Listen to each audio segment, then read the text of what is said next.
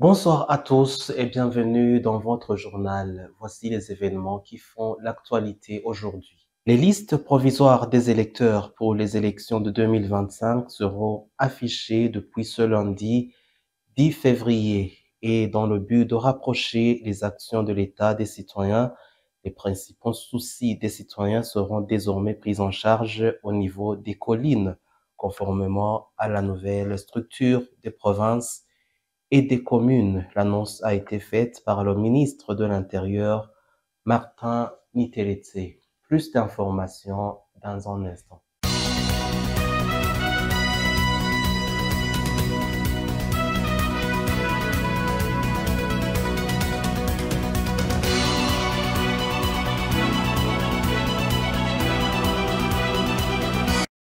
Bienvenue encore. Les listes provisoires des électeurs pour les élections de 2025 depuis ce lundi 10 février. Suivez le président de la commission électorale nationale indépendante, Prosper Naogwami.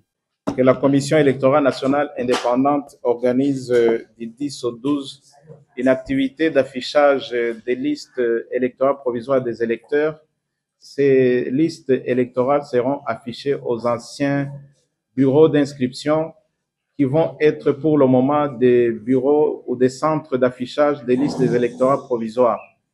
Ces listes, en fait, c'est pour que les populations qui se sont fait enrôler lors de la période d'enrôlement des électeurs puissent vérifier s'ils ont été correctement inscrits sur les listes. C'est le moment, en fait, de vérifier s'il n'y a pas eu d'erreur au niveau de l'inscription. Vous savez que c'est un travail qui s'est fait en deux étapes. On a d'abord fait un enrôlement manuel dans des registres et ces registres ont été acheminés au centre de traitement des données à Bujumbura. Ils ont été saisis informatiquement. Mais vous savez, le travail de l'homme peut avoir toujours des lacunes. C'est pourquoi on prévoit une deuxième période d'affichage des listes des électeurs provisoires. Nous les appelons provisoires puisqu'elles ne sont pas encore définitives. Alors, qu'est-ce que vous allez constater sur terrain? Sur terrain, il y aura des fiches pour omission. Si par hasard, on a oublié d'enrôler quelqu'un, il y aura aussi des fiches de correction. On peut transcrire un nom. Il y aura aussi des fiches pour radiation. Si vous trouvez que quelqu'un ne remplit pas les conditions, on peut demander de l'enlever sur la liste. Il y aura aussi fiche d'opposition contre un recours en radiation. Vous savez, quand on porte une plainte, on a droit à la défense. C'est lui à qui on va demander de l'enlever sur la liste. Cette personne a droit aussi de se défendre. Il y aura aussi la fiche une fiche pour transfert. Et comme vous le savez, les gens sont mobiles. On peut se faire enrôler à un endroit X, mais au moment des élections, on peut se trouver à un autre endroit pour des raisons diverses. Ça peut être des raisons de service, ça peut être des raisons de convenance personnelle, où on est obligé de demander d'être transféré au moment des élections. Et puis, il y aura aussi une fiche pour des statistiques. Et à la fin, on va produire la liste définitive des électeurs. Après l'affichage, après la production de cette liste, on va affecter les électeurs par bureau de vote. Certains parlent de polarisation des électeurs par bureau de vote et la production des cartes d'électeurs pour qu'on puisse répondre au rendez-vous des élections de juin 2025. Dans le but de rapprocher les actions de l'État aux citoyens, les principaux soucis des citoyens seront pris en charge au niveau des collines, conformément à la nouvelle structure des provinces et des communes. L'annonce a été faite par le ministre de l'Intérieur, Martin Niteretse. Parmi les questions adressées au ministre de l'Intérieur burundais, Martin Niteretse, lors de son intervention au Sénat, figurait la préoccupation selon laquelle les citoyens auront des difficultés à accéder au gouverneur de leur province. Le ministre de l'Intérieur a expliqué que les principales préoccupations des citoyens seront résolues au niveau des collines.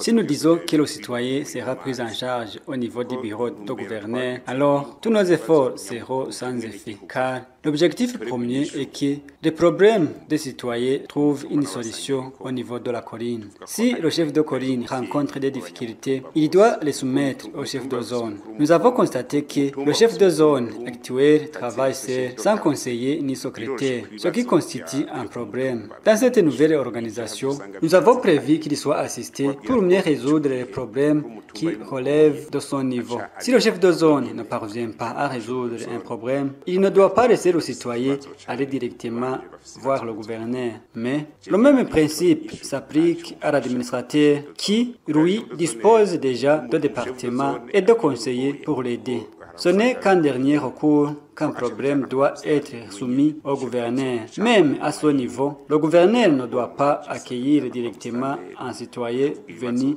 lui exposer son problème, mais plutôt s'assurer que les instances inférieures ont bien fait leur travail. Si, au niveau de la colline, on remarquera de nombreux problèmes qui sont transmis au chef de commune, alors le chef de colline ne fait pas correctement sa mission. Nous allons donc continuer à suivre de près les endroits où ce système ne fonctionne pas bien afin d'apporter rapidement des corrections. Rappelons que, selon la nouvelle organisation administrative des provinces et communes, le nombre de communes passera de 119 à 42, tandis que les provinces seront réduites à 5. Promouvoir la musique burundaise et soutenir les artistes burundais sont parmi les motifs qui ont poussé l'organisation du concours Isanganiro Award, affirme Eric Ndouayo, directeur général du concours Isanganiro Award. Reportage signé Eric Nibaruta. Encourager les artistes burundais et soutenir la musique burundaise sont l'un des objectifs qui sont à la base de la création du compétition Isanganiro Awards. Cela a été dit par Eric Ndouayo, président de la commission chargée de l'organisation de la compétition Isanganiro Awards. Compétition Isanganiro Award, c'est une compétition qui a été pensée au début juste parce que la musique burundaise avait une tendance de disparaître, surtout dans sa phase de la langue. Surtout parce que les années avant 2010, les artistes burundais voulaient seulement chanter en langue kiswahili ou en français ou encore en anglais. Mais c'est pourquoi nous avons dit pourquoi pas inviter les artistes burundais et les encourager à chanter en langue nationale. Parce que vous savez, lorsque nous n'avons pas des artistes qui peuvent chanter en Kirundi, donc nous avons tendance à oublier notre langue. Parce que les artistes, ce sont des personnes qui sont suivies de près ou de loin par les mélomanes. Imaginez-vous si on laisse le terrain burundais, surtout la musique burundaise, être envahi par les Congolais. Les Burundais, d'ici quelques années, connaîtront bien la langue lingala, par exemple. Si on laisse les Rwandais envahir notre musique, donc ce sont les mots Kinyarwanda qu'on trouverait dans la culture ou dans la bouche des Burundais. C'est pour cette raison nous avons dit il faut que nous mettions une barrière afin de pouvoir d'abord promouvoir la langue Kirundi. L'artiste remportant la compétition reçoit beaucoup des avantages comme la promotion et la trophée. L'artiste burundais gagne. Premièrement, il y a ce qu'on appelle la promotion et il reçoit une promotion d'une année sur la radio Isanganiro, sur la télévision Isanganiro et sur les plateformes comme Facebook, Instagram et toutes ces plateformes que nous utilisons. Donc, c'est un avantage très important que je pense chaque artiste qui a gagné Isanganiro Award, lorsque vous lui demandez, il te dira qu'après avoir gagné cette compétition, il a gagné quelque chose de très important dans sa carrière. Deuxièmement, il y a le trophée. Nous décernons un trophée très important qui lui rappelle ce qu'il a gagné et quelque chose de présentable pour les amis, pour toute personne qui voudrait l'inviter à la maison. Il dira, même ses descendants diront, oui, mon père avait ou ma mère avait gagné quelque chose de très important. Ça, c'est très important. Notons que le lancement officiel de l'ouverture de la compétition Isanganiro Awards, 13e promotion, a eu lieu hier, jeudi, le 6 février 2025.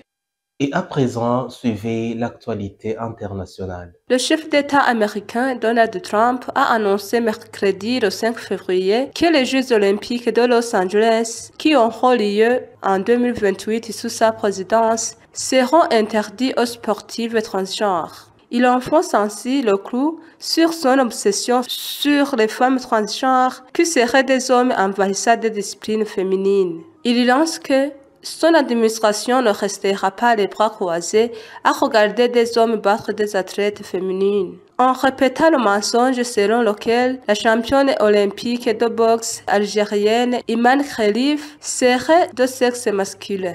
Un test de féminité réalisé par le Comité national olympique CIO, auquel elle a été obligée de se soumettre, avait démenti cette assertion. Je cite, « Nous n'allons pas tout simplement pas laisser cela se produire, » a martelé le tribun. Dans ce but, son gouvernement va refuser toutes les demandes de visa faites par des hommes qui tentent d'entrer frauduleusement aux États-Unis, tout en s'identifiant comme des athlètes féminines, a-t-il rassuré. Notons que la puissante organisation NCAA, qui régit aux États-Unis les compétitions universitaires, a annoncé ce jeudi le 6 février interdire la participation des sportives transgenres. En Tunisie, des lourdes peines de prison contre l'opposant Rachid Ghannouchi et des journalistes pour atteinte à la sûreté de l'État. Le chef du parti islamo-conservateur Ennahda et plusieurs